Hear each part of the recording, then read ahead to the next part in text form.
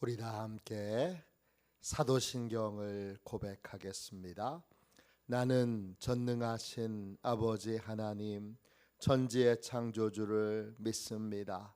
나는 그의 유일하신 아들 우리 주 예수 그리스도를 믿습니다.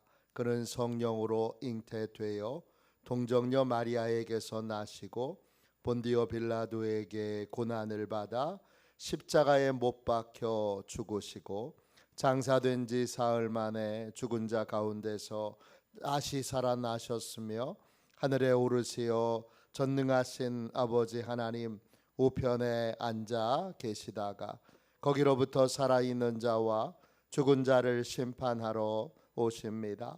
나는 성령을 믿으며 거룩한 공교회와 성도의 교제와 죄를 용서받는 것과 몸의 부활과 영생을 믿습니다. 아멘. 우리 함께 찬양하겠습니다. 찬송가 421장입니다.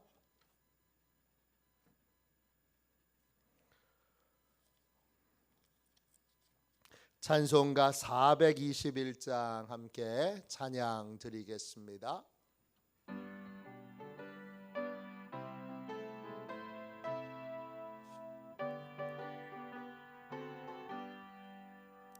내가 예수 믿고서 죄 사함 받아 나의 모든 것 다 변했네. 지금 내가 가는 길 천국 길이요 주의 피로 내 죄가 씻겼네. 나의 모든 것 변하고 그 피로 구속 받았네. 하나님은 나의 구원 되시오니 내게 정죄함 없겠네. 주님 밝은 빛 되사 어둠에 치니 나의 모든 것 다 변했네. 지금 내가 주 앞에 온전케 되면 주의 공로를 의지함일세. 나의 모든 것 변하고 그 피로 구속 받았네. 하나님은 나의 구원 되시오니 내게 정죄함 없겠네. 내게 성령이 임하고 그 크신 사랑 나의 맘에 가득 채우며 모든 공포 내게서 물리치시니 내 맘 항상 주 안에 있겠네. 나의 모든 것 변하고 그 피로 구속 받았네. 하나님은 나의 구원 되시오니 내게 정죄함 없겠네. 아침에 드리는 기도를 함께 드리겠습니다. 주일 아침에 드리는 기도를 함께 드리겠습니다. 같이 기도합니다. 주님, 아침에 드리는 저의 기도를 들어주소서. 제가 주님께 제 사정을 아뢰고 주님의 뜻을 기다립니다. 자비로운 주님, 이 시간 제게 임재해 주셔서 제 마음에 기쁨과 평안을 가득 부어주시고 제 모든 길을 인도하셔서 오늘 하루의 시간이 주님의 사명을 이루는 복된 날이 되길 원합니다. 예수 그리스도의 이름으로 기도합니다. 아멘. 하나님 말씀을 함께 보겠습니다. 마가복음 9장 2절부터 8절까지 말씀입니다.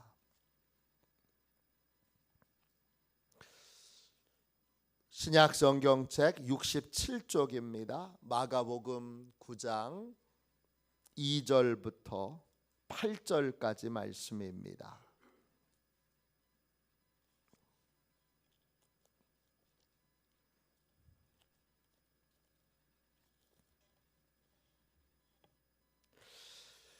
2절부터 8절까지 귀한 말씀을 우리 한 목소리로 같이 읽도록 하겠습니다. 함께 읽습니다. 엿새 후에 예수께서 베드로와 야고보와 요한을 데리시고 따로 높은 산에 올라가셨더니 그들 앞에서 변형되사 그 옷이 광채가 나며 세상에서 빨래하는 자가 그렇게 희게 할 수 없을 만큼 매우 희어졌더라. 이에 엘리야가 모세와 함께 그들에게 나타나 예수와 더불어 말하거늘 베드로가 예수께 고하되 라비여 우리가 여기 있는 것이 좋사오니 우리가 초막 셋을 짓되 하나는 주를 위하여 하나는 모세를 위하여 하나는 엘리야를 위하여 하사이다 하니 이는 그들이 몹시 무서워하므로 그가 무슨 말을 할지 알지 못함이더라. 마침 구름이 와서 그들을 덮으며 구름 속에서 소리가 나되 이는 내 사랑하는 아들이니 너희는 그의 말을 들으라 하는지라. 문득 둘러보니 아무도 보이지 아니하고 오직 예수와 자기들 뿐이었더라. 아멘. 주님의 말씀입니다. 감사함으로 하나님의 말씀을 받았습니다. 믿음의 결론, 믿음의 결론, 이런 제목으로 함께 은혜를 나누겠습니다. 주님의 인도를 따르는 믿음의 삶에는 항상 놀라운 은혜와 또 신비한 일들이 가득합니다. 오늘 예수님께서 3명의 제자를 데리고 높은 산으로 올라가셨습니다. 2절에 베드로와 야고보와 요한을 데리시고 할 때 그 데리시고라는 말은 적극적으로 끌고 가는 거예요. 이 제자들이 가고 싶어서 가는 게 아니라 제자들은 그곳이 어떤 곳인지 그리고 어떤 것이 기다리고 있는지 아무것도 몰라요. 주님이 보여주고 싶은 것이 있어서 데리고 가시는 거예요. 주님이 제자들에게 체험하기를 원하시는 것이 있어서 데리고 가는 거예요. 그 높은 산에 이제 예수님과 3 제자가 올라갔을 때에 그들 앞에서 예수님이 변형되셨어요. 이 변형되다라는 말은 내면의 실체는 그대로 있고 겉모습만 변화됐다는 뜻이에요. 그 겉모습의 변화가 이 제자들에게는 큰 충격이었습니다. 놀라움이었습니다. 또 무서움이었습니다. 믿음의 길을 걸어갈 때 주님의 인도하심을 따를 때 우리는 예상치 못했던 놀라운 은혜를 경험하게 됩니다. 우리는 놀라운 신비를 경험하게 됩니다. 그래서 때때로는 그 신비에 놀라서 그 신비에 압도당해서 우리는 무서운 마음을, 두려운 마음을 갖게 되기도 합니다. 주님은 변형되셔서 제자들 앞에 나타나셨는데 그 모습이 너무나 놀랍고 너무나 무섭습니다. 3절 보세요. 그 옷이 광채가 납니다. 얼마나 빛나고 하얀지 빨래를 하는 사람이 아무리 빨아도 그렇게 희게 할 수 없을 만큼 하얗게 됩니다. 그리고 다시 보니 그 주님이 혼자 계시지 않고 주님 옆에 위대한 하나님의 사람들이 함께 있습니다. 엘리야와 모세가 함께 있고, 엘리야와 모세가 예수님께 뭔가를 말씀을 드리는 것 같은 그러한 모습이 보입니다.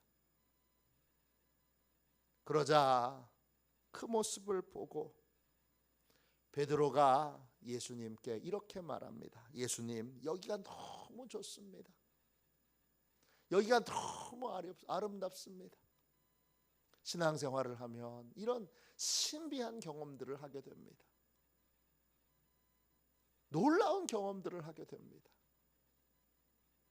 그러면서 뭐라 그럽니까? 여기 초막 셋을 짓고 하나는 주님을 위해서, 하나는 모세를 위해서, 하나는 엘리야를 위해서 초막 셋을 짓고 그냥 여기서 평생 살아도 좋겠습니다. 그렇게 고백합니다. 초막, 히브리어로 스케네입니다. 천막이란 뜻도 있지만 예배당이란 뜻도 있습니다.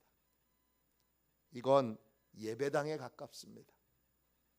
여기 주님을 위해서 예배하는 곳, 율법을 준 모세를 위해서 예배하는 곳, 또 하나님의 놀라운 권능을 행했던 엘리야를 위해서 예배하는 곳, 그 세 곳에 예배당을 짓고 여기서 평생 살아도 좋겠습니다. 이 베드로의 이 고백은 어떤 거예요? 6절 보세요. 성경은 정확하게 이 고백이 어디서부터 왔는지를 설명해 줍니다. 베드로의 고백은 공포에서부터 왔습니다. 주님이 이제 그 변형된 모습에 주님이 무슨 말을 하실지 모르니까 두려운 마음에, 무서운 마음에 베드로가 아무 말이나 한 겁니다. 그 마음에는 진심이었지만 이 놀라움을, 이 모든 자신의 경험을 압도하는 이 경험을 어떻게 표현하고 어떻게 설명할 말이 없으니까 그렇게 예수님께 말한 것입니다. 그때 7절 보세요. 빽빽한 구름이 그들을 덮습니다. 그냥 구름이 아닙니다. 네펠레, 빽빽한 구름입니다. 빽빽한 구름은 하나님의 임재의 대표적인 상징입니다. 하나님이 임재하시는 곳에는 빽빽한 구름이 찹니다.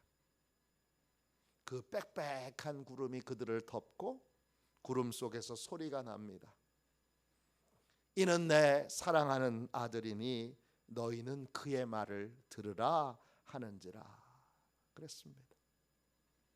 그리고 8절 보세요. 문득 둘러보니 아무도 보이지 아니하고 오직 예수와 자기들 뿐이었더라. 신앙생활을 하면서 아무리 놀라운 경험을 하고 아무리 특별한 은혜를 체험하고 아무리 귀한 그러한 신비를 경험해도 그건 다 뭐와 같습니까? 신기루와 같습니다. 다 금방 사라질 것들입니다.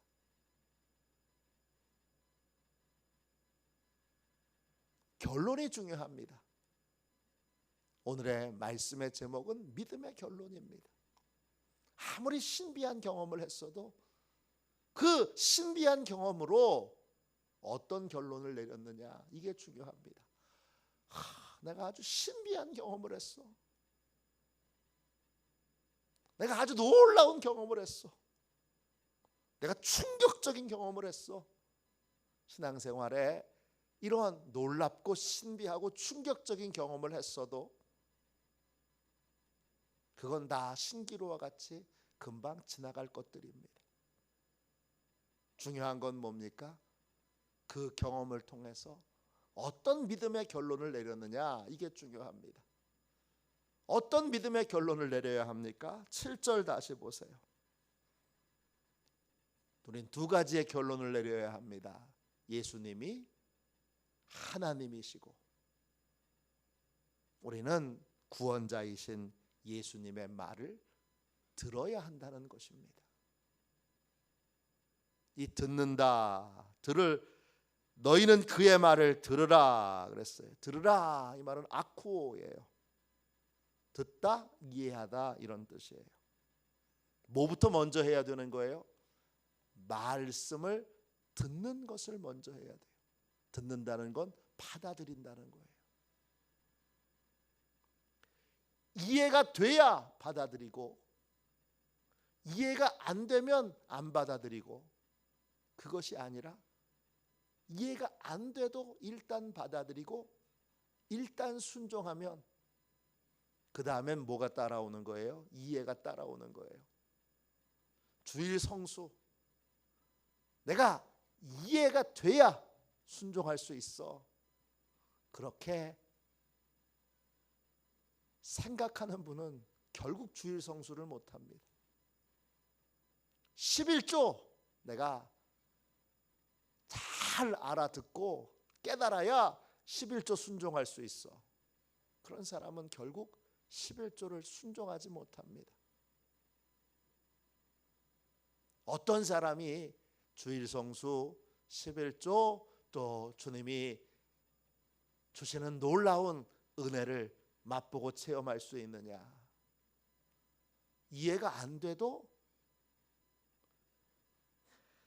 예수님이 하나님이신 걸 고백한다면 그분의 말씀을 이해 안 돼도 순종하는 사람, 그 순종하는 사람에게는 뭐가 따릅니까? 이해가 따라옵니다. 제가 부산에서 사역할 때 열심히 누구보다 헌금을 잘하는 장로님이 계신데 하나님이 또 물질의 축복을 많이 주셔서 11조도 헌금도 또 교회 여러 가지 일들도 그분이 많은 재정을 담당하셨어요. 근데 그분이 그런 고백을 해요. 제가 젊었을 때에는 11조 할 때 얼마나 갈등이 많았는지 모릅니다. 돌이켜보면 왜 그걸 갈등했는지 지금은 이해가 안 됩니다. 그냥 순종하면 되는데, 그냥 순종하면 자연히 이 11조의 능력, 11조에 담겨있는 하나님의 권능, 하나님의 약속의 축복을 체험할 수 있는데, 제가 괜히 젊었을 때 제가 하나님보다 똑똑하다고 제가 그걸로 왜 이렇게 갈등을 했는지 모릅니다. 그런 고백을 저한테 한 적이 있습니다. 순종이 먼저인 거예요. 아무리 신비한 일들을 많이 겪어도 여전히 주님을 신뢰하지 못하고 여전히 주의 말씀을 내 기준으로 내가 이해가 되면 순종하고 이해가 안 되면 순종할 수 없어, 이런 태도로 주님의 말씀을 듣는다면 아무리 신비한 경험을 했어도 그 신비한 경험이 그에게 좋은 결론을, 복된 결론을 내리지 못하게 한 것입니다. 모든 신비한 경험은 다 신기루와 같습니다. 난 신비한 경험했어. 그 신비한 경험으로 어떤 결론을, 어떤 믿음의 결론을 내렸느냐, 이게 중요합니다. 주님이 변형되신 모습, 모세와 엘리야와 함께 얘기하는 모습, 그 신비하고 놀라운 걸 제자들이 다 경험했지만 결론이 주님의 말씀을 듣는 것이 아니라 내 기준으로 주님의 말씀을 재단하고 자르고 내 기준으로 주님의 말씀을 내 마음대로 판단하는 그러한 상태에 여전히 머물러 있다면 그의 신비한 경험은 아무런 유익도 그에게 주지 못한 것입니다. 우리는 신비한 경험을 했다는 사람들을 만날 때마다 물어야 됩니다. 또 내가 신비한 경험을 한 다음에 내 삶에 어떤 변화가 있었는지 스스로에게 물어봐야 합니다.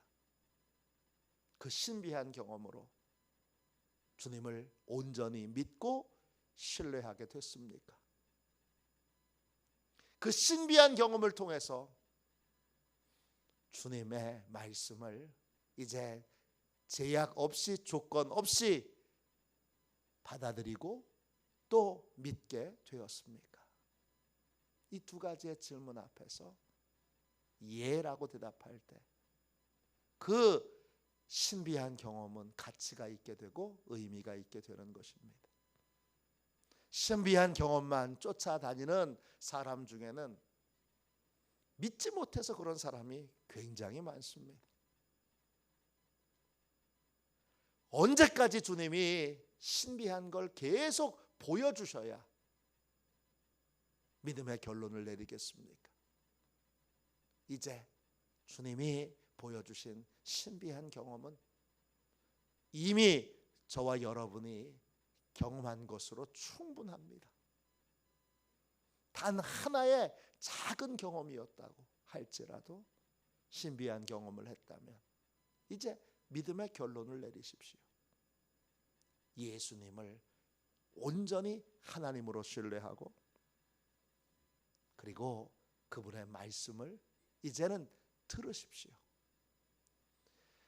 내 기준으로 하나님의 말씀을 재단하지 않고 이해가 안 돼도 먼저 듣고 순종함으로 이해가 따라오는 삶을 사십시오.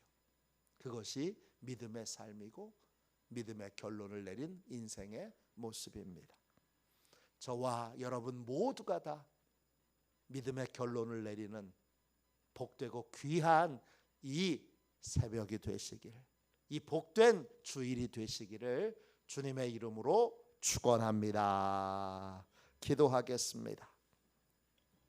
자비로우신 하나님, 저희에게 놀랍고 신비한 은혜를 많이 체험하도록 저희를 이끌어 주셔서 감사합니다.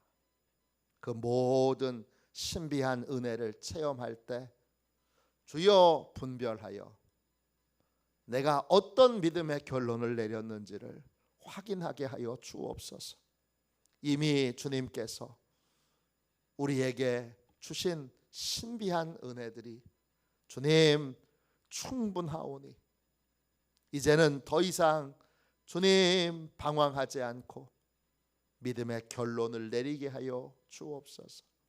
예수님을 나의 하나님으로 그리고 예수님의 모든 말씀을 진리로 받게 하여 주시고 이해가 되지 않는 말씀에 대해서도 먼저 순종함으로 이해가 따라오게 되는 믿음의 원리를 따라 삶을 살게 하여 주옵소서. 오늘 이 새벽 주님 앞에 나온 주의 백성들을 축복하여 주셔서 한 분 한 분에게 믿음의 은혜를 주시고 또 가정과 가문에 믿음의 은혜를 주셔서 모든 식구들이 믿음의 사람으로 먼저 믿고 순종함으로 후에 이해가 되는 그러한 인생을 살도록 그러한 가정과 가문이 되도록 축복하여 주옵소서. 거룩하신 주님 복된 주일입니다.